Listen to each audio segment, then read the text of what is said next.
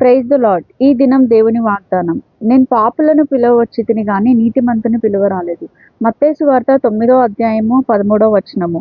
తప్పులు చేస్తూ దేవునికి దూరంగా ఉన్న నిన్ను నేడు ఆయన పిలుస్తున్నాడు. రా, నీ జీవితాన్ని మార్చుకో.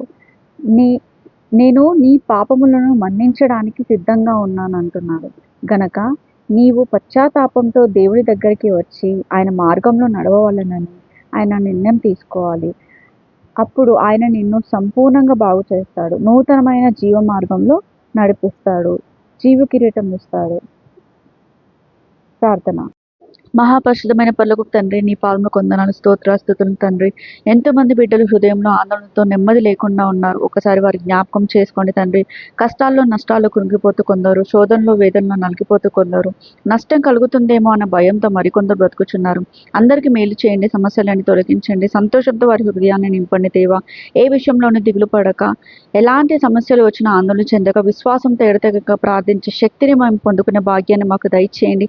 ఈ దినమంతట్లో నా ప్రభా మీరే ముందుని మమ్మల్ని నడిపించమని వేడుకుంటూ, నమ్ముట నిమ్మల్ని అయితే నమ్మకు సమస్తము సాధ్యమని విశ్వాసంతో ఏ సతిపక్ష నామంలో ప్రార్థించి బతలాడి ప్రేమతో వేడుకుంటున్నాం ప్రియ తండ్రి. ఆమేన్.